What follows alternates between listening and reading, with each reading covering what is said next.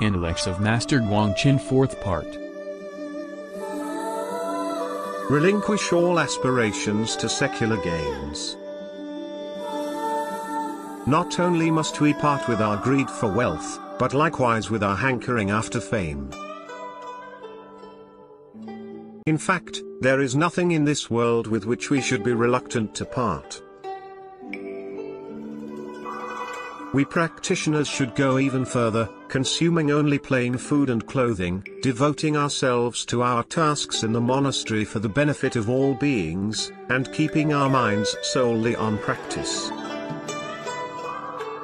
Only through such ascetic practice can we eradicate our karmic obstructions and free our minds of elusive ideas as well as other disturbances.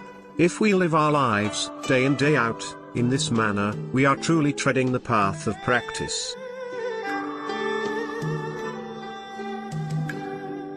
Do not anticipate any specific form through which bodhisattvas deliver sentient beings.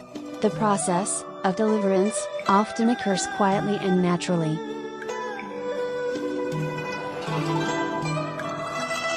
Whether sentient beings can be delivered depends on the degree of their faith, resolution, and willingness to take refuge in the bodhisattvas.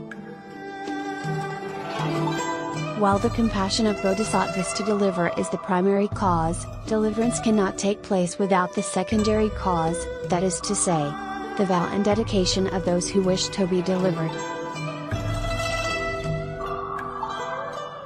In other words, only when the two causes correspond will deliverance be possible.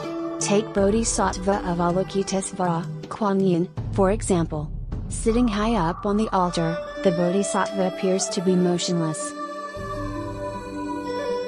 However, her compassion and mercifulness have been providing relief to many who prayed for help and, in response to their faith, guiding them through the practice of the Dharma.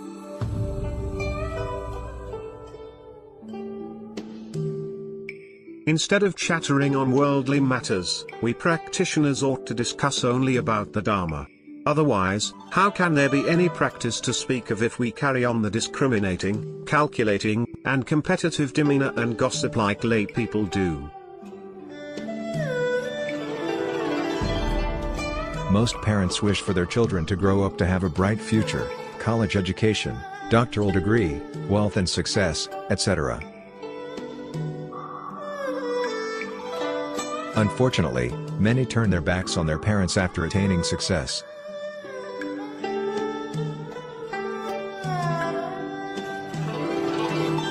But these parents, failing to realize its futility, continue to place their hope on their children. For many, their concern of, hence attachment to, their children and grandchildren would never cease, not even to the moment of their last breath.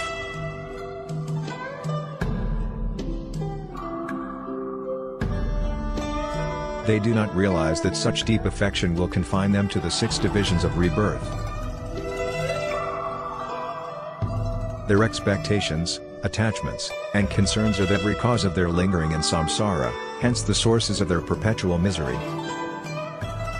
Regard everything we come across as a blessed reward and conserve it mindfully.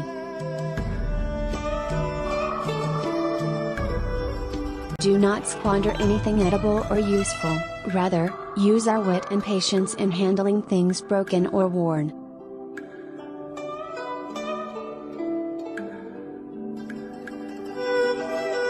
Put our mind into it, then we will set out into the dual practice of gaining both merit and wisdom.